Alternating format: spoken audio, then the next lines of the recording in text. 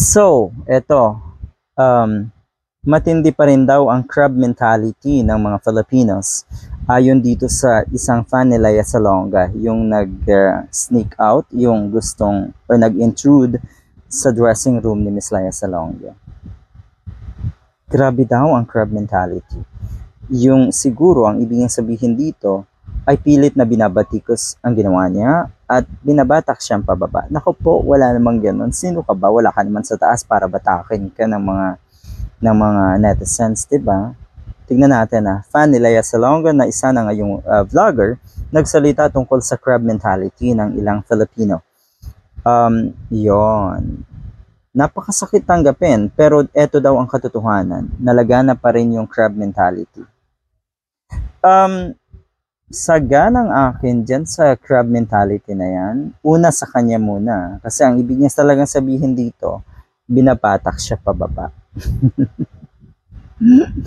OMG. Totoo naman, meron pa rin kahit papano crab mentality sa ating mga Filipinas. Dahil, ika nga, pag hitik ang bunga ng isang puno, ay talagang babatuhin, gustong ibagsak yung mga bunga, alam niyo na, para yung puno ay hindi na talaga, wala ng bunga. Diba? Ganon eh. Pero sa kanya, sa case niya, hindi po applicable ito. Yung mga bumatikos, yung mga nambash sa kanya, wala pong iniisip na ganitong klaseng or wala pong ganitong mentality. Okay. Nakakapagtaka lang. Talaga ba? Napakasakit daw tanggapin, pero eto ang katotohanan. Anong gusto mo? Kampihan ka ng mga kababayan natin sa ginawa mo? Ang mali ay mali. Ang mali ay dapat itama. At ang paraan ng pagtama ng mga netizens, siguro naman alam mo yan, ay hindi naman yung inaakala nyong bashing, okay? Ginusto nyo yan eh. Yung inaakala nyong criticizing, na kung ay masakit, ay ginusto mo yan eh. Pinili mo yung ganitong sitwasyon eh. Ginawa mo yung aksyon na yon. Natural lang na itama ka ng mga netizen. And mind you, sa ngayon, ang pagtama talaga ng mga netizens ay yung kanilang pagkomento at sabihin na ikaw ay mali. Na inakala mo na ikaw ay binabash. Naku po.